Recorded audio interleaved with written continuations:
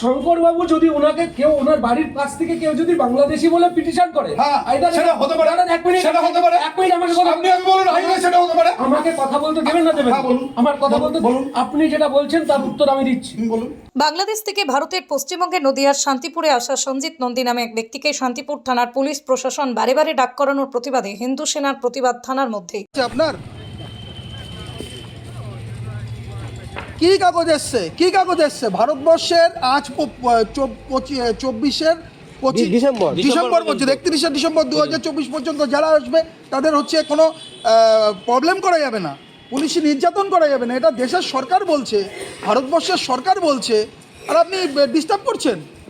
এগুলো কি বলুন তো? পুলিশের কোথায় আছেন আপনারা? কি পেয়েছেন? এই লোকটাকে প্রতিদিন ডেকে পাঠান। কতবার আসছেন থানায়? কতবার আসছেন? চারবার। কে করছে এগুলো? কি পেয়েছেন আপনারা? বলতো যে ডিউটি অফিসার আছে, কি করছেন? বাংলাদেশি বলে লোকটাকে প্রতিদিন ডাকছেন। হ্যাঁ, 72 সালে দলিল আছে। খারাপ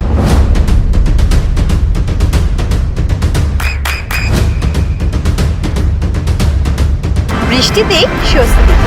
বৃষ্টি অ্যাকোয়া বিশুদ্ধ পানীয় জল। শান্তিপুর থানা হিন্দু যারা শরণার্থী ওপার বাংলা থেকে এসছেন, উদ্বাস্তু শরণার্থী, তাদেরকে ডিস্টার্ব করছে। এটা পারেন না, কারণ কেন্দ্রের মোদিজির সরকার পরিষ্কারভাবে বলে দিয়েছে যে 2014 সালের 31 ডিসেম্বর পর্যন্ত যারা এদেশে এসছেন, ধর্মীয় অত্যাচারের শিকার হয়ে বাংলাদেশ থেকে এদেশে এসছেন, সেই হিন্দুদের নাগরিকত্ব দেওয়া হবে সিএ এর মাধ্যমে। 2, রিসেন্ট যেটা ঘোষণা করেছেন মোদিজির সরকার, সেটা হচ্ছে 2024-এর 31 ডিসেম্বর পর্যন্ত ভারতবর্ষে যে সমস্ত হিন্দু শরণার্থীরা এসছেন বাংলাদেশ থেকে ইসলামিক অত্যাচারের শিকার হয়ে, তাদেরকে ভারতবর্ষের কোনো প্রশাসন কোনো রকম বিরক্ত করতে পারবে না, এবং তাদেরকে আশ্রয় ভারত মাতা দেবে, ভারত মাতার কোলে তারা আশ্রয় দেবে। এটা পরিষ্কার। তারপরেও শান্তিপুর থানা কী করে 72 সালের দলিল আছে, ভোটার আইডি কার্ড আছে, হচ্ছে আপনার আধার কার্ড আছে, সমস্ত সার্টিফিকেট থাকা সত্ত্বেও তাকে ডেকে পাঠাচ্ছে, বারবার হ্যারাসমেন্ট করছে। একটা লোককে বারবার ডেকে পাঠানো। কবার ডেকেছে? 5 বার ডেকেছে। 5 বার ডাকতে পারে। আচ্ছা, আরেকটা বিষয়, যারা আসছেন তাদের মধ্যে থেকে তো সকলেই ভালো হবে এমন না, কেউ কেউ তো অন্য কোনো কারণে পুলিশের ইনভেস্টিগেশন থাকতেই পারে। তার পুলিশ কি ইনভেস্টিগেশন করবে না কোনো ব্যাপারে? কি শরণার্থীরা ওপার বাংলার থেকে আসেন একটা কারণেই। আপনি কি আপনার বাড়ি ছেড়ে কোথাও যাবেন বলুন? বাড়ি ছেড়ে, বাড়ি ঘরদোর সব ছেড়ে, আত্মীয় পরিজন সব ছেড়ে পালিয়ে যাবেন এখান থেকে? আপনার বাড়ি ছাড়া হবেন? কখন হয়? অত্যাচারের শিকার হয়ে হয়, তখন তারা এদেশে আশ্রয় নিচ্ছে। এই এদেশে যারা আশ্রয় নিচ্ছে তাদের জন্য তো কেন্দ্রের সরকার আইন প্রণয়ন করেছে রে বাবা, ঘোষণা করেছে যে তাদের থাকার অধিকার আছে। তাহলে সেই থাকবার অধিকারটা কেড়ে নিচ্ছে শান্তিপুর থানা। পারে, আইনের আওতায় থেকে পারে। ওনারাও বলছেন ওনাদের কাছে যে চিঠিপত্র, কাগজপত্র, নোটিশ, নির্দেশ আসছে, সেগুলোর বলেই ওনারা ভেরিফাই করছেন। বাড়ির একজন, তার সাথে ব্যক্তিগত গন্ডগোল আছে, এরা লিখে পাঠিয়েছে। তা তাকে তো বলে দিতে হবে যে তিনি থাকতে পারেন। ইনি তো 72 সাল, ছেড়ে দিন 72 সাল। এই যে 2024-এর 31 ডিসেম্বর পর্যন্ত যারা আসছে তাকেও তো ডিস্টার্ব করা যায় না। আমরা তো বলছি, আমরা যারা বিজেপি করি, আমরা বলছি আজকে যদি কোনো হচ্ছে বাংলাদেশ থেকে হিন্দু শরণার্থী আসেন, তাকেও ডিস্টার্ব করতে দেবো না। বাংলাদেশি নয় সে কথাটা তো জেনে তারপরে সেই প্রতিবেশীকে বলতে হবে। সেই জন্য তো তার তো ইনভেস্টিগেশন দরকার। বাংলাদেশি নয় বা বাংলাদেশি ইত্যাদির বিষয় না তো, বিষয়টা হচ্ছে 2024-এর 31 ডিসেম্বরের আগে এসছেন কিনা। উনি তো এসছেন, ওনার ভোটার কার্ড আছে, আধার কার্ড আছে, 72 সালের দলিল আছে, একবার দেখা হয়ে গেছে, তারপর কেন 5 বার ডাকবে? আর ডাকবেও বা কেন? এটা নিয়ে তো আমাদের প্রশ্ন। চঞ্চল চক্রবর্তী, সহকারী সভাপতি, শান্তিপুর পঞ্চায়েত। এখন কি সমাধানের পথে এগিয়েছে? কোনটা? মানে ওসির সঙ্গে কথা হচ্ছে ওনার? হ্যাঁ, বড়বাবু ডেকেছেন, কথা বলুক। বারবার এইভাবে হ্যারাসমেন্ট তো হিন্দুদের মানা যাবে না। এ নিয়ে আন্দোলন হবে, বৃহত্তর আন্দোলন হবে। এ সমস্ত মানবো কেন?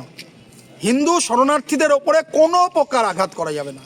আজকে যদি কোনো হিন্দু শরণার্থী আজকেও এদেশে আসেন, ওখানকার মুসলিম জেহাদি শক্তির আক্রমণের অত্যাচারিত হয়ে সেই হিন্দু শরণার্থীকে জায়গা করে দিতে হবে, এবং তারা ভারতবর্ষে থাকবেন। পশ্চিমবাংলার কোনো পুলিশের অধিকার নেই তাকে টাচ করবে। নদিয়ার সবথেকে বড় English medium school JRS public school প্রায় 35 বিঘা জমির ওপর গড়ে উঠেছে বিশাল ক্যাম্পাস। নার্সারি থেকে শুরু করে উচ্চ মাধ্যমিক, ITI college, law college, BEd college, ভর্তি চলছে। JRS public. ব্যালকনি বা সিঁড়ির রেলিং, মডিউলার কিচেন বা ড্রয়িং রুম, এক কথায় আপনার স্বপ্নের বাড়িকে করে তুলুন আরো সুন্দর।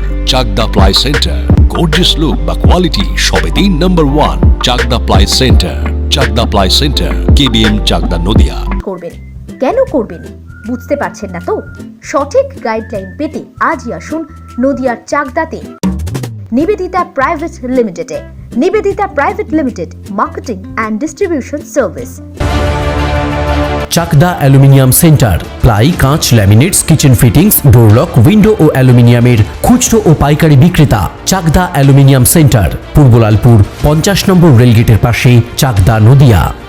হোমওয়ার্কটা করেছো? হ্যাঁ স্যার। এ বাবা, ভুল করেছো কেন? চোখে কেমন ঝাপসা দেখছি, লিখতে আর পড়তে খুব সমস্যা হচ্ছে। চাকদার মডার্ন অপটিক্স থেকে ভালো চোখের ডাক্তার দেখিয়ে নাও। প্রতিদিন প্রকৃত চোখের ডাক্তার ও দৃষ্টি বিশেষজ্ঞ মডার্ন অপটিক্স, চাকদহে। স্যামসাং, জিও, রিয়েলমি,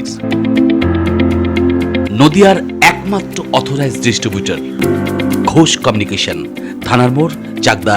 ভাবছেন 3 স্টার ক্যাটাগরিতে কাটাবে? রুম রে মাত্র 1500 টাকা থেকে স্টার, খাওয়া দাওয়া রিজনেবল প্রাইস। নদিয়ার একমাত্র 3 স্টার ক্যাটাগরি হোটেল এনবি সোনার বাংলা হোটেল, কল্যাণী এইমসের ঠিক উল্টো দিকে, কল্যাণী, নদিয়া। নদিয়া জেলার সবথেকে বড় বিল্ডার্স চাকদার মা মনসা বিল্ডার্স, রড ও সিমেন্টের পাইকারি ও খুচরো বিক্রেতা। মা মনসা বিল্ডার্স, পদ্মবিলা, চাকদা, নদিয়া। রড কেনাকাটায় থাকছে ডিসকাউন্ট অফার। মা মনসা বিল্ডার্স,